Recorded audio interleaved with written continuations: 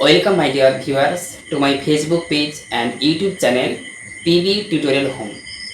Dear friends, আজকে আমরা গ্রামারের একটা সূক্ষ্ম আলোচনা করব একটা নির্দিষ্ট নিয়মকে নিয়ে।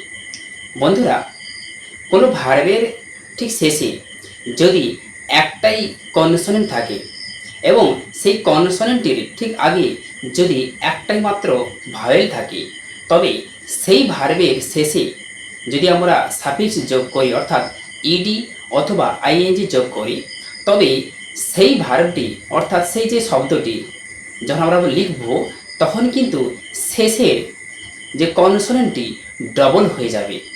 যেমন করে বন্ধুরা, যদি আমরা একটা উদাহরণ নিয়ে দেখি তবে দেখতে পাবো রান, এটা একটা ভার্ব। এই ভার্বটির ঠিক শেষে রয়েছে একটাই কনসোনেন্ট এবং সেই কনসোনেন্টের ঠিক আগে রয়েছে একটাই মাত্র ভাওয়েল ইউ।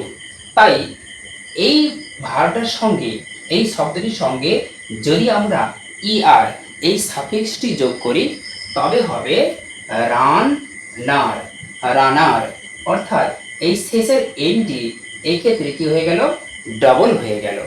ঠিক তেমন করে রান, আর ইউ ইন রান, তার সঙ্গে রয়েছে আইএনজি, আমরা আইএনজি যোগ করব।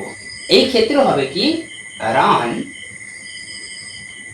রান আগেটা ছিল, এই শব্দটি ছিল, এই শব্দের সঙ্গে যখন আমরা আইএনজি যোগ করব তখন এই শেষের এনটা কি হয়ে যাবে, ডবল হবে, তারপরে হবে আইএনজি, রানিং।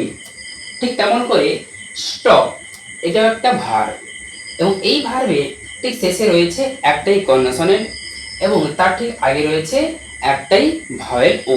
তাই এই ক্ষেত্রেও যখন আমরা ইডি যোগ করে এটাকে পাস্ট ফর্ম অথবা তার পাস্ট পার্টিসিপল ফর্ম করব, সেক্ষেত্রেও আমরা দেখতে পাবো এসটিওপি স্টপ এবং শেষে এই শেষের পিটি কি হয়ে যাবে, ডবল হবে, তারপরে ইডি বসবে স্টপ। ঠিক তেমন করে দিক, মাটি খনন করা, এই দিকের সঙ্গে যখন আইএনজি বসাবো তখন হয়ে যাবে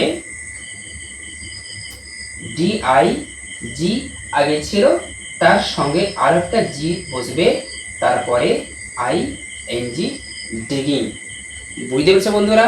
তবে এই ক্ষেত্রে নিয়মটি মনে রাখতে হবে যে শেষে এই কনসোনেন্টটা কেবলমাত্র একটাই হতে হবে, ডবল হলে কিন্তু হবে না। ঠিক তেমন করে ঠিক তার আগে যে ভাওয়েলটা রয়েছে এই ভাওয়েলটাকেও কিন্তু একটাই হতে হবে, ডবল হলে কিন্তু এই নিয়মটা কিন্তু প্রযোজ্য নয়। আশা করি বন্ধুরা তোমরা বুঝতে পেরেছ। যদি তোমাদের এই ভিডিওটা খুব ভালো লাগে তবে অবশ্যই লাইক এবং শেয়ার করে পাশে থাকবে। তোমাদের এই লাইক এবং শেয়ার পেলে আমি আরও উজ্জীবিত হব, এরকমই আরও কিছু মজার ভিডিও তোমাদের কাছে নিয়ে আসবো।